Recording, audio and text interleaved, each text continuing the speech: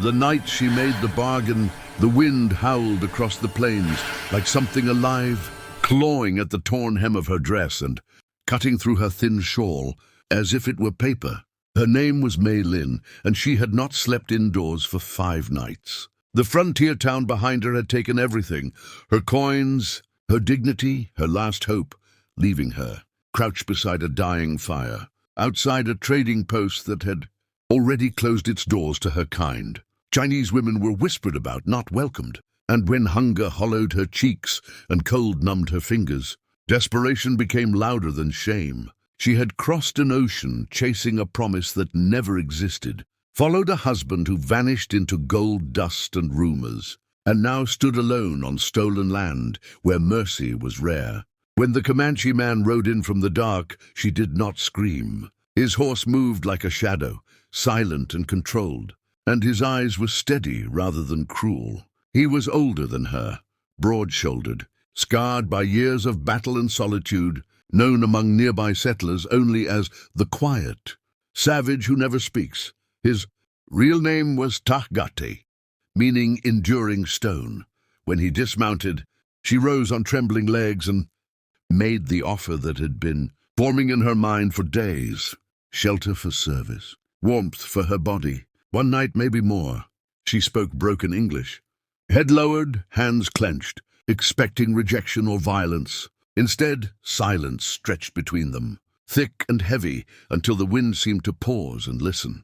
Tahgate had lived alone since sickness took his wife and child many winters ago. His lodge stood far from the reservation boundary, a place of self-imposed exile where grief could breathe without witnesses. He had come to the trading post for salt and tools, not for human contact, and certainly not for a bargain soaked in despair. When he looked at Mei Lin, he did not see temptation. He saw fear wrapped in pride, and something in his chest shifted painfully, like an old wound reopening.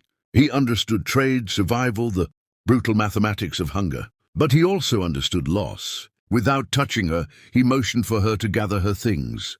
She followed, unsure if she had just sealed her fate or saved her life. As they rode, she clutched the saddle horn, eyes burning from wind and unshed tears, while he kept his gaze forward, jaw tight, fighting the ghosts that rode beside them.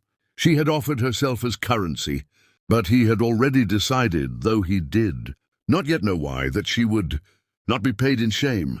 The lodge was warm, smelling of cedar smoke and dried herbs, nothing like the filth and noise of the town she'd left behind. Tahgate built the fire higher and placed a thick blanket near it, then stepped back, giving her space. Mei Lin stood frozen, confused by his distance, bracing for the moment when kindness would collapse into expectation. But it never came. He handed her a wooden bowl of stew and turned away, busying himself with tools, as though her presence were ordinary, not transactional. Hunger overcame suspicion, and she ate slowly, every swallow loosening a knot she'd carried across continents. When she finally spoke, voice shaking, she repeated her offer, insisting she owed him. Tahgate answered in broken English of his own, words few but deliberate. "You owe nothing tonight. You sleep tomorrow. We talk." It was the first mercy she had known in months, and it broke her harder than cruelty ever could. She wept silently into the blanket, while he sat outside beneath the stars, listening, keeping watch, guarding not just her body, but her fragile dignity. Days passed, then weeks. She learned his rhythms, his silences, the way he spoke more with action than words. He taught her how to gather roots, how to dry meat, how to read the sky for storms. She cooked rice when she could, humming songs from home that made his chest ache with a sweetness he thought long buried. People talked, of course. A Comanche man sheltering a Chinese woman was enough to stir fear and hatred on both sides. Traders warned him. Settlers sneered, but Tahgate had buried a child. He was not afraid of whispers. Mei Lin expected at any moment to be cast out once her usefulness faded. Yet each night the fire burned, and each morning he left food for her before riding out. Trust grew slowly, painfully, like a plant forcing itself through stone.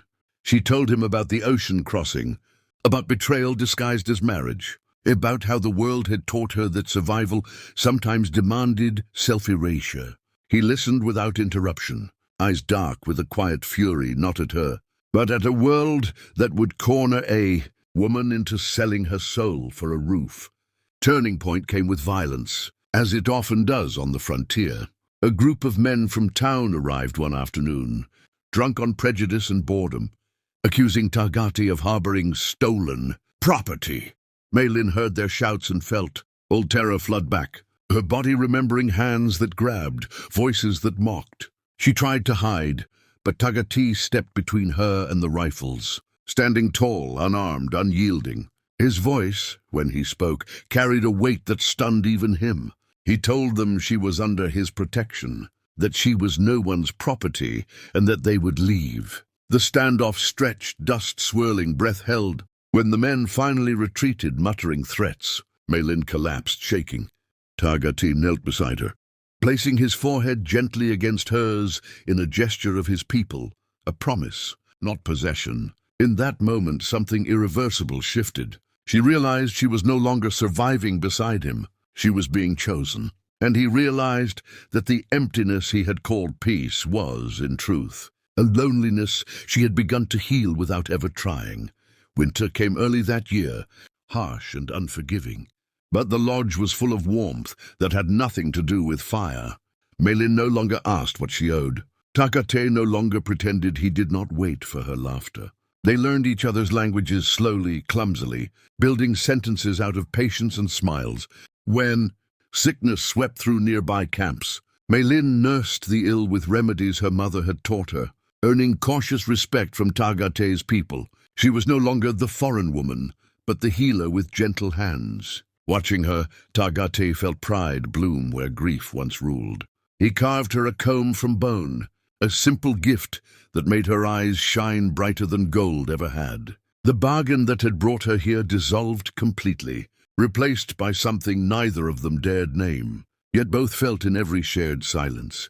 Love did not arrive as a declaration, but as inevitability. One night, as snow fell thick and quiet, Maylin reached for Tagati's hand, not in fear, not in trade, but in choice. He did not pull away. When they came together, it was slow, reverent, filled with an emotion so profound it frightened them both. This time she was not sheltering from cold.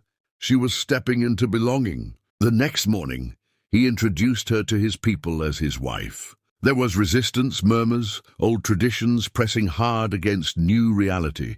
But Tagati stood firm, and Maylin stood beside him, spine straight, eyes calm.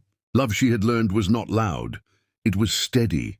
Years later, a child played outside the lodge, laughter echoing across the plains. Maylin watched from the doorway, one hand resting over her heart, the other holding Tagate's. She had traded herself for shelter once, believing survival was the best she deserved. Instead, she had been given a home, a heart that beat in time with hers, and a future rooted not in desperation, but in dignity. The frontier would never be kind, but within these walls she was safe, seen, and loved, not as currency, not as charity, but as family. And Tagate, the lonely Comanche who had buried his past, found that by protecting a broken stranger, he had finally healed himself.